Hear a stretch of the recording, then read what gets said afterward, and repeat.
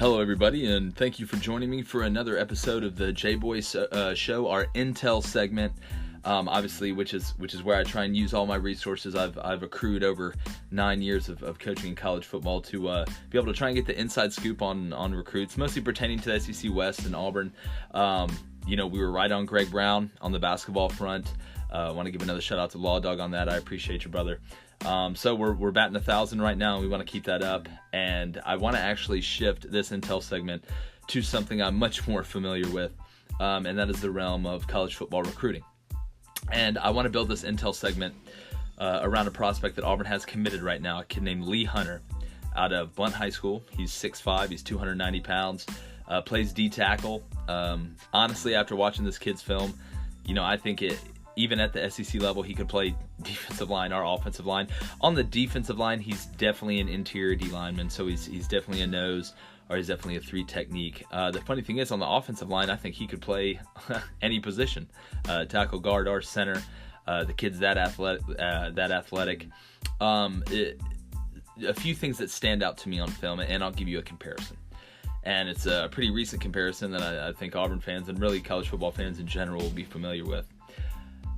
When I watch Lee Hunter play, and most of the time in high school, for kids that are bigger and naturally stronger, especially if you go to the lower A level, they tend to just be able to manhandle kids into making plays.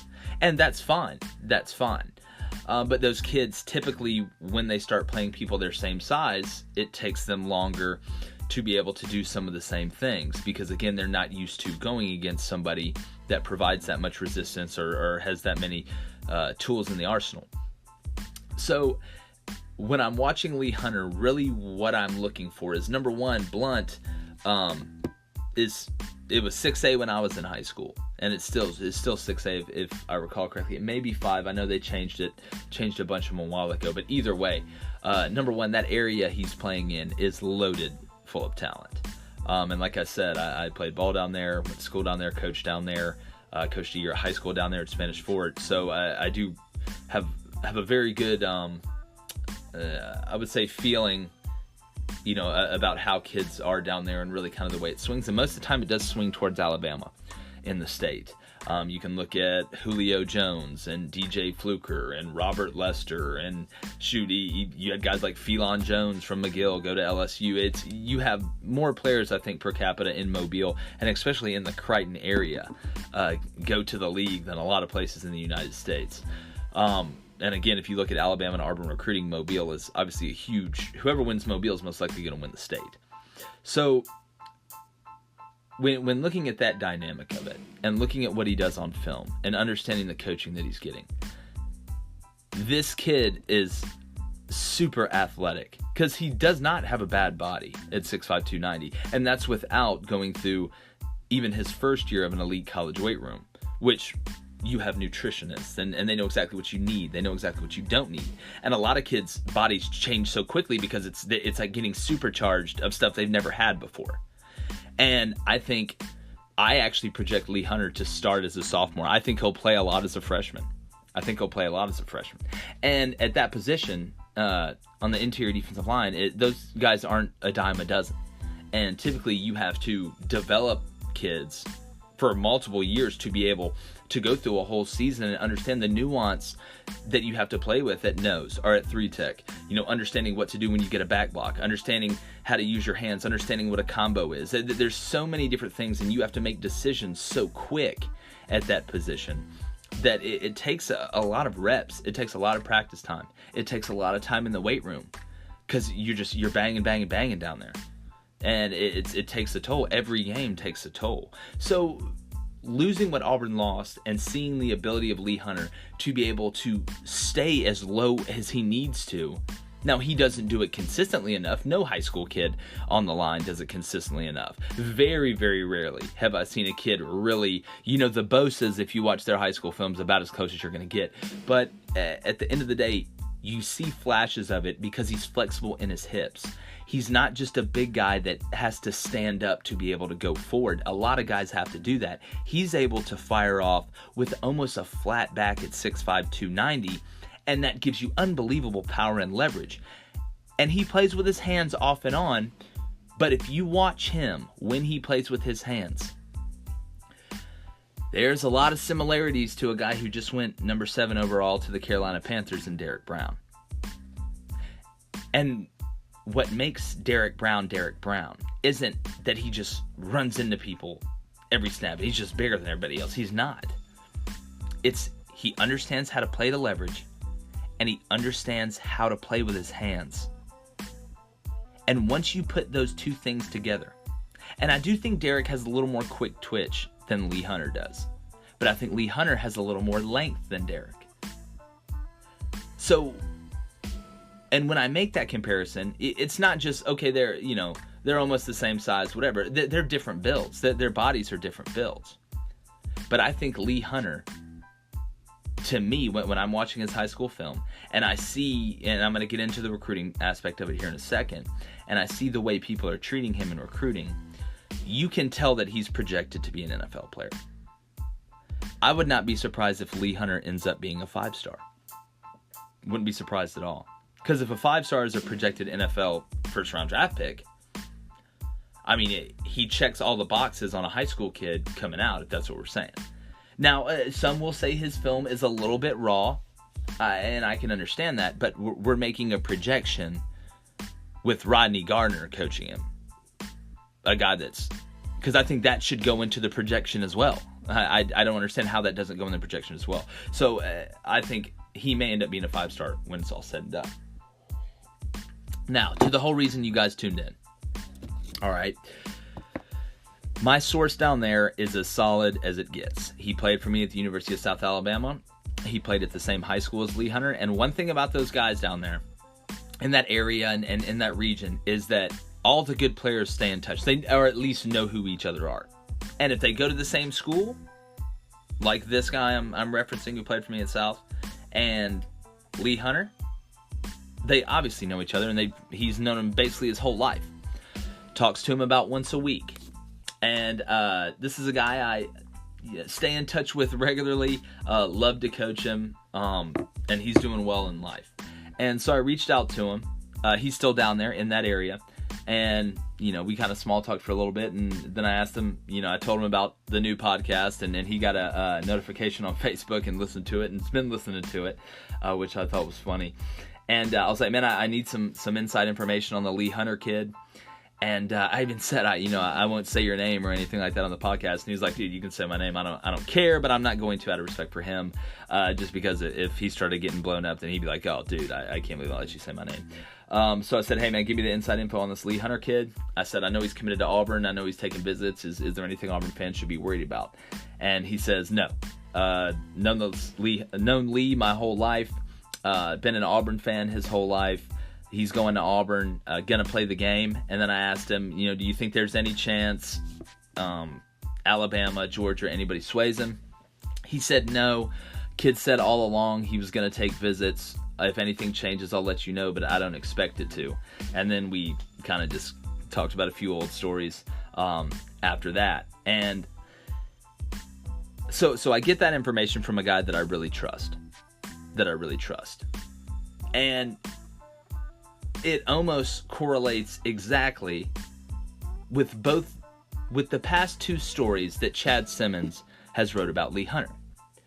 So really what my source is saying and what I'm saying to Auburn fans is he's coming to Auburn. And here's why. Not only do you have somebody that's known him his whole life that talks to him once a week, literally saying he said he was going to take visits all along. Go back and read the last two stories written by Chad Simmons. Okay, even the most recent one. All right, so I'm going to start with the commitment story. All right, this was written December 3rd, 2019. And Lee Hunter says, I'm committed to Auburn. Coaches started jumping around, going nuts. Coach Malzahn was so excited, and he told me he has been waiting for this news. Okay, stop it right there. They knew the kid was going to commit to Auburn. They've known this kid was going to commit to Auburn. And the reason that is important, it's going to make sense here in a second, because I have a theory on this deal, and I think Auburn could finally be trying to play chess instead of checkers. I think they finally may be trying to take that step. So looking down on the story, if you keep reading, he goes, "This has been a dream of mine for a long time. I grew up an Auburn fan.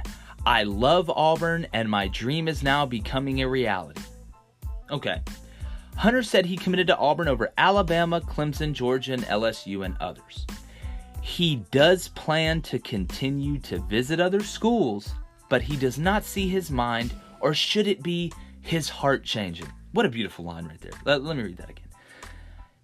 He does plan to continue to visit other schools, but he does not see his mind, or should it be his heart changing.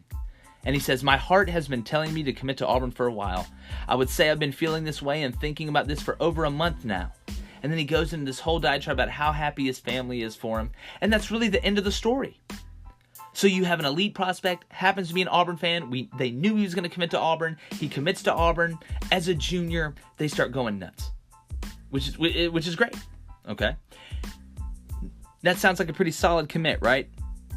No, I know there's a certain reflex for Auburn fans because they have been hurt in the past. Georgia has stolen kids that were committed that said they loved Auburn. Alabama's done the same thing. Auburn's done it to a few other schools, but really Georgia and Bama and a few others have hurt Auburn bad in that realm. This is not one of those situations. Okay? And you read the newest story that I think a lot of Auburn fans who are a little, gun shy, whenever they see these things, they read this story by the same guy who wrote the first one. Okay? And tell me how in this second one anything is ever different. And I like Chad Simmons. I think Chad does a good job. But to me, they wrote the same story twice, and it did nothing but freak out half the Auburn fan base when nothing new was said. All right, here we go. Start the story. Lee Hunter woke up Sunday morning with a lot of unread messages. 104, he said. A lot of different schools sent me messages. I heard from Auburn, Florida, Georgia, Florida State, Tennessee, Alabama, blase. It was crazy the messages were sent before I even woke up wishing me happy Easter. Okay, that is crazy. Okay. And let's read further down. He said, "I committed to Auburn a while ago now, but no schools that were recruiting me hard then have really stopped or slowed down. That's how it always is. That's par for the course. If anything, that shows you how good of a player this kid is. It shows you that he is as elite as what had the Auburn coaches going nuts when he committed." Okay? "I'm still talking to a lot of different coaches, and I'm going to take visits." Okay? Did he not just say that in the story instantly after he committed? No new information. Then he goes through about how he's talked to Coach Saban, says what everybody says about Alabama. He talks about Mike Norvell. He talks about Kirby Smart, talk about how hard they're on him right now, all this stuff. He's only visited Georgia once. So basically, they've given you more information on the schools that are still recruiting him, and he said he was going to take visits, so nothing has changed. All they're doing is giving you more information on who it is. But here is where Auburn fans, you can close the blinds, you can get in bed, you can fluff that pillow, you can get that blanket nice and warm and ready, and you can lay down and you can feel good about Lee Hunter. Here's why. He then goes on to say, with all this said about Saban and George and all that, "I'm looking around, but I still feel very good about Auburn. I'm still committed," said Hunter. "Nothing has changed. I still feel the same way about Auburn, and I love how they treat me. I have visited Auburn 12 times and love the coaches, the fans, and how it feels like home. I'm always talking to Coach Malzahn, Coach Gardner, and the whole staff. I have a great relationships with the coaches there, and I still feel the same about Auburn as I did when I committed." Guys, all this story did was give you information on how other schools are still trying to recruit this kid. This shouldn't be... Now, if he had said, "I'm not taking any more visits after I committed, I'm shutting it down, I'm going to recruit for Auburn, that's what I'm going to do," and then this story comes out, then there's reason for worry. There's margin for error there. But I think it's deeper than what this story is. And I have a theory behind this, and I think it's true, and I'm going to keep talking to my source because I think he'd be able to find out. And like I said, he's saying the same things. The kid's going to Auburn. He's going to go to the visits. Why would you not? You ever been to Athens on a free weekend? And they want to try and get you to go there? It's a good time. It's a good time. There's a lot of fun extracurricular activities. So, I mean, you're an 18-year-old high school kid. You get this experience once. Why not? Why not? Well, nowadays with grad transfer, you get it about 9 times. But, you know, I seriously think that Auburn may have finally decided we have got to start playing chess with Alabama and Georgia. And what do I mean by that? How many times have you guys seen, oh, Auburn's going to get a visit from this 5-star Georgia commit? Oh, man. Or Auburn's going to get a visit from this 4-star Bama commit that they love, whatever. And turns out either the visit never happens, it's canceled, or they get sent home after the first day on what should be a weekend official visit. Those are plants. And Auburn has fallen for that multiple times. Multiple times. You look at Reuben Foster. It's a great example. And Auburn, that is a game. It's almost recruiting at that high of a level. It's almost like you have to have your own intelligence network. And if you're able to have a kid, a high-profile kid, that you know your top competitors want, genuinely. Great example, Lee Hunter. Well, if Nick Saban is FaceTiming with Lee Hunter, obviously they want him bad. If Georgia's trying to get him to come on 18 visits, obviously they really want him bad. Could this be Gus's first legitimate plant? I mean, the kid's an Auburn fan, committed to Auburn as a junior. They knew he was going to commit, which to me makes me think he was a silent commit probably way earlier than that. I think Auburn is actually trying to dabble in their own form of recruiting espionage, if that's what you want to call it. It's a real thing. We did it at South. We did it twice at South. To Troy. Did it twice.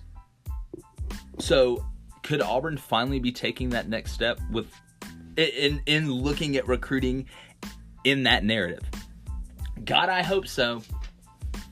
And people all the time on Twitter, whenever I give credit to Nick Saban or Kirby Smart for recruiting, you know, I had a guy who's a big follower of the show telling me, oh, well, you know, Auburn recruits just as well as Alabama and Georgia does. No, they don't. They don't. 92 players drafted since 2010 for Alabama, 39 for Auburn. I think Georgia had 60, 59 or 60. Yeah, no, that's... Women lie, men lie, numbers don't lie. And the draft is a great barometer. It's one of the only ones you have. So, at the end of the day, you have to get into that game. You have to be able to play that game like that. Sometimes it does get dirty. And at the end of the day, you know, you're either getting down and dirty and I'm not saying you're sitting here just paying kids left and right. That's not what I'm talking about. I'm talking about using plants. I'm talking about, I've known coaches that try and turn family members almost against each other and then have the family member blame it on the school about why their relationship with the other family member isn't bad. So then they come to this other school. Shoot, I got told a story about a coach I worked with that before cell phones, he was coaching at LSU and had been recruiting this running back. It was down at LSU and Texas A&M. And this guy won Recruiter of the Year at LSU too, as well. And literally, the kid was committed to LSU the day before signing day. Texas A&M went in there and stole him, got him to commit.